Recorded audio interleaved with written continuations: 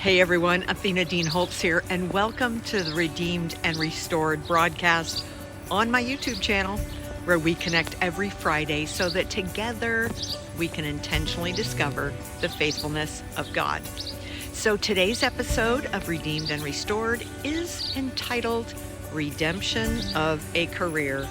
After signing a non-compete clause that wouldn't allow me to stand in the proximity of a book for sale, it blows my mind that God would put me back into publishing, helping authors tell their stories. There are so many instances of God going above and beyond anything I could have even imagined. But isn't that just who our God is? He is a good Father who is for us and not against us, as long as we belong to Him.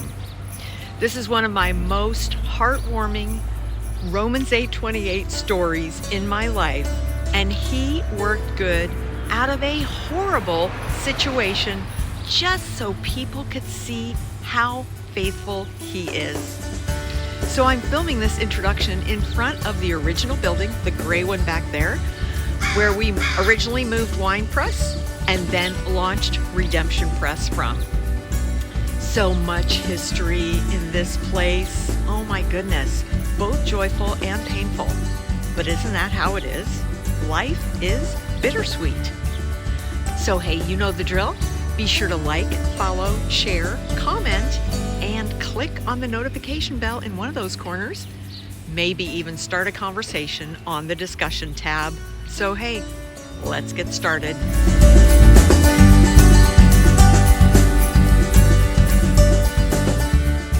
Hey everyone, Athena Dean Holtz here for this week's edition of Redeemed and Restored. Today's segment is titled Redemption of a Career. Coming back to Washington to a second opportunity to serve authors was a privilege.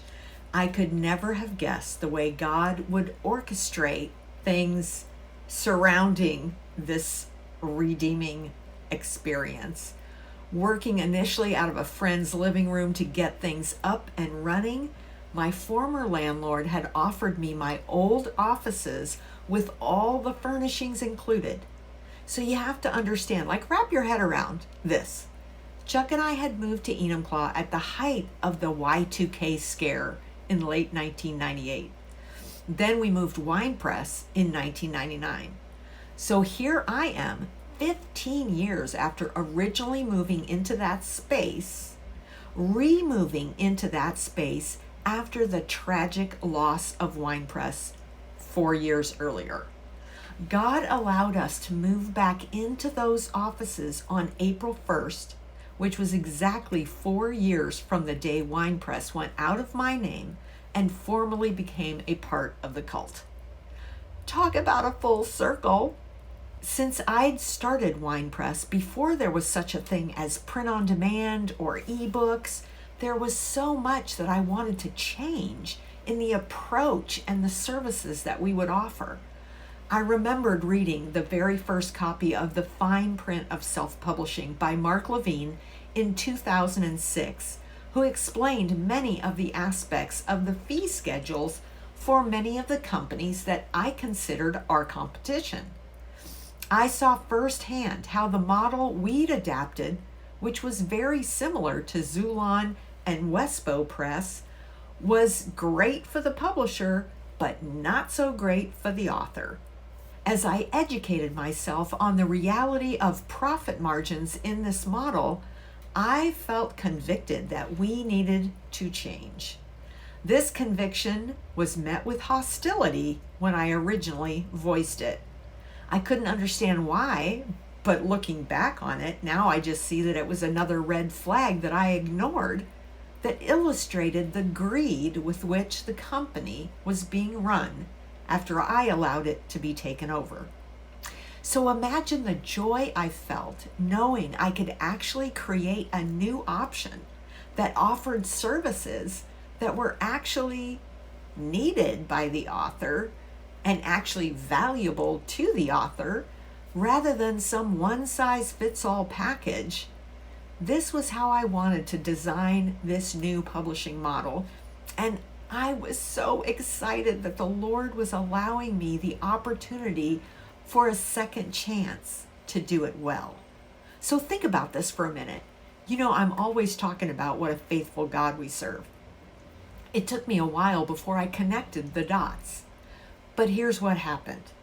When my former landlord figured out that he was never going to get paid back all of that rent that they kept promising, but then never following through on, he threw them out of the building using a landlord's lien and kept everything in the office. On top of that, the cult never did any sort of formal paperwork like bankruptcy or anything.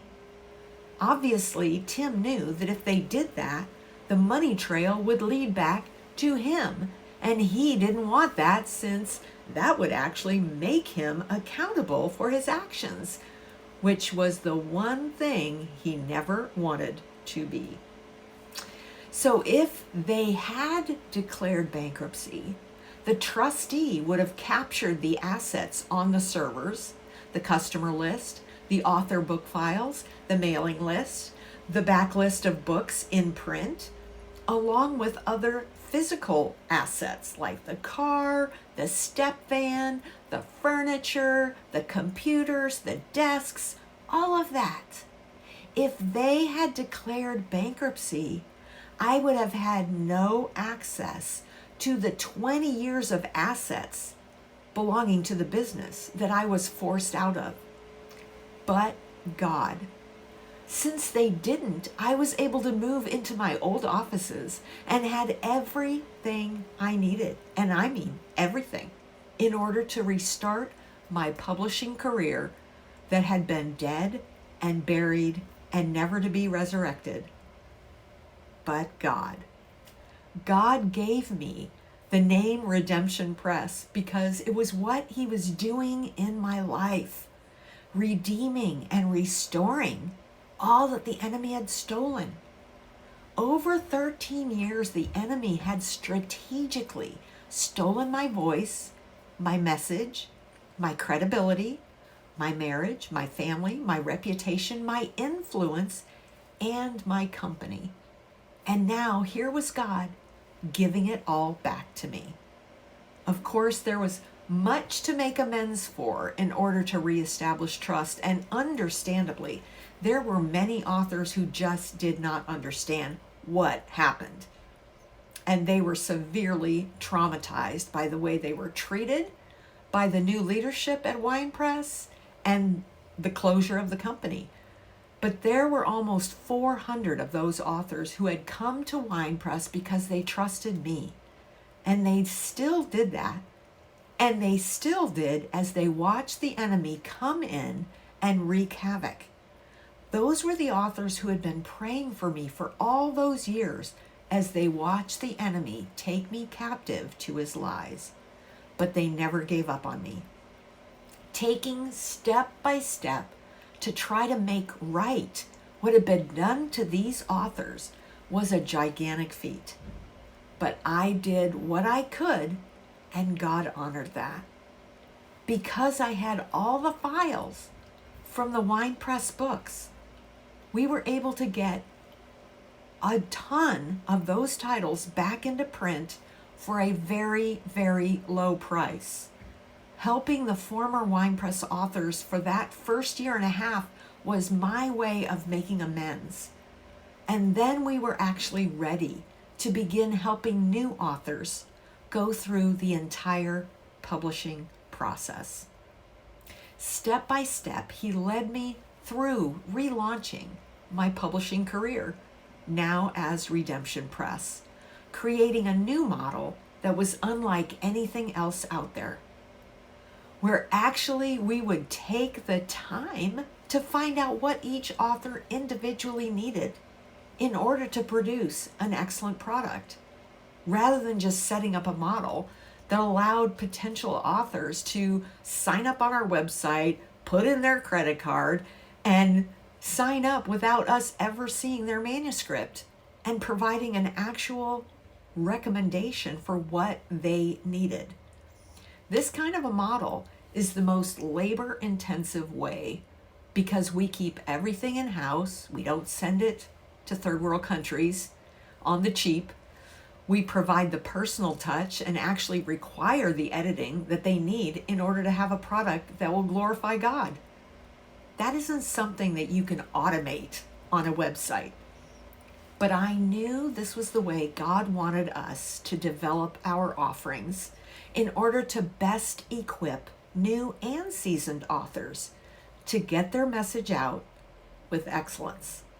So I ended up using writing coaches and editorial rewriters in my own personal writing journey. So I implemented into our offering what I found to be the most helpful. Who knew that God would redeem my career after such a traumatic loss? But He did it 7 years ago, and He continues to refine me as I grow as a leader, and God opens new doors for us as a company. So hey, thanks for joining me today.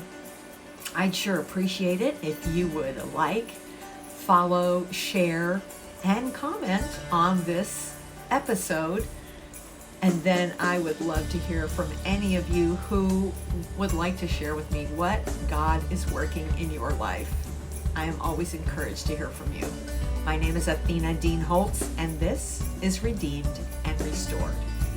Hey, so thanks for joining us today on the Redeemed and Restored video broadcast, brought to you by me, Athena Dean Holtz, who happens to be a horse lover, and the Romans 828 bookstore, which is a division of Redemption Press, which is right down the street that way, around the corner, right here in downtown Enumclaw, where everything is happening.